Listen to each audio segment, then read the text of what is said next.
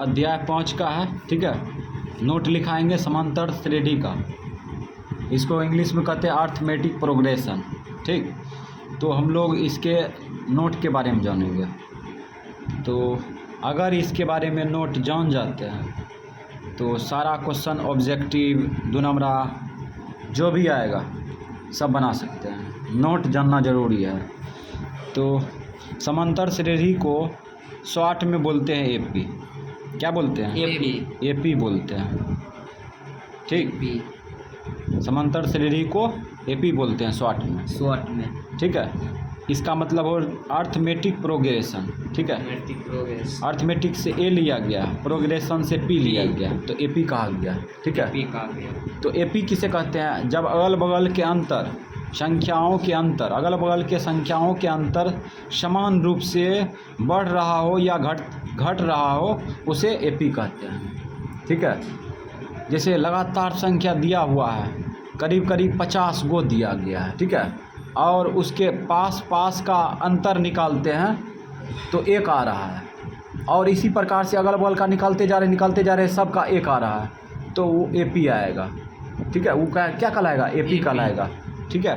तो एक के अलावा और भी कुछ संख्या हो सकता है, -1 भी हो सकता है, ठीक है, 2 भी हो सकता है, भिन्न में भी हो सकता है, कुछ भी हो सकता है। आप जानते हैं एपी का जो रूप होता है, एपी को ऐसे लिखा जाता है, AP A1, A2, A3, A4, AN। ऐसा रूप होता है। ये पहला पद, ये दूसरा पद, ये तीसरा पद, ये चौथा पद, ये nवां पद, ठीक है। nवां पद क्या है? n मतलब प्राकृत संख्या कोई होगा अंतिम में, समझ गया। उसके बाद इसको और सूत्र के अनुसार लिखे तो ऐसे लिखा जाता है, A, A plus D, A plus 2D, ठीक, A प्लस 3D, डॉट आप कहते लिखिए। अंतिम पद होता है A plus n-1 into D, है ना। तो ये एपी का रूप है, समझ गया। तो एपी का रूप इस प्रकार से याद रखेंगे नोट में, ठीक है। एपी जो होता है A1, A2, A3 dot N. उसके बाद एपी जो होता है A plus D, A plus 2D dot A plus n-1 into D, ठीक है। ये अपने याद हो जाएगा, जब हिसाब बनाएगा तो अपने याद हो जाएगा, ठीक।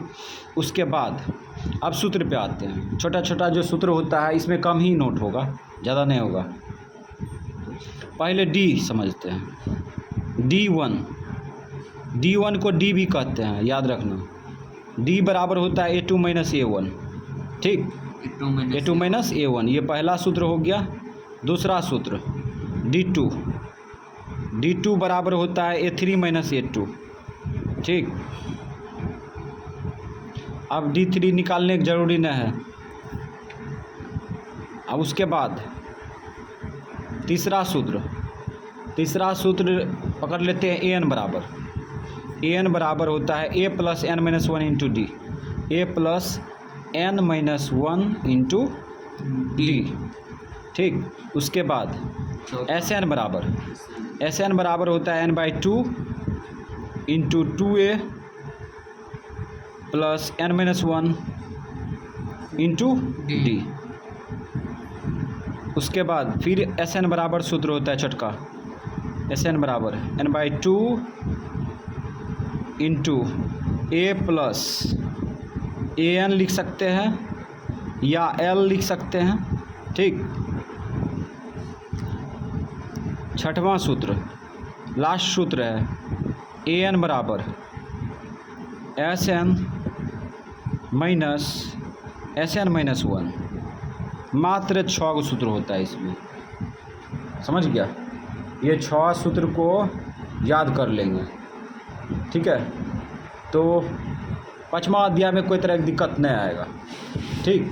अब इस सब के बारे में जान लेते हैं। ये जो लिखा है अजीब ABCD, इसका मतलब समझ लेते हैं। लिखते हैं, जहाँ D1 बराबर D1 या D2 बराबर D1 या D2 बराबर होता है सार्व अंतर। इसको कहते हैं सार्व अंतर। क्या कहते हैं? सार्व अंतर कहते हैं। ठीक, उसके बाद A1 कहो या A कहो, कोई दिक्कत? A1 जो हो गया प्रथम पद बोलते हैं इसको, या पहला पद बोल सकते हैं, प्रथम पद। ठीक, यानी पहला नंबर पर रहेगा ये। और उसके बाद A1 हो गया, दिखा दिए। उसके बाद और कुछ है इसमें, AN दिखाना है। चलो AN अंतिम पद को कहते हैं। N अंतिम पद लिखते हैं, अंतिम पद को कहते हैं। AN कहते हैं अंतिम पद को। ठीक है, उसके बाद N किसे कहते हैं? N कहते हैं AP में कुल पदों की संख्या को।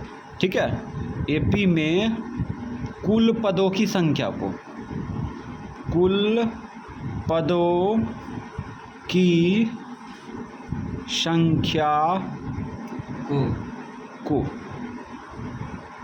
संख्या को N कहते हैं। ठीक, उसके बाद SN किसको कहते हैं? तब SN कहते हैं N पदों के योग को। क्या कहते हैं? N पदों के योग को, N पदों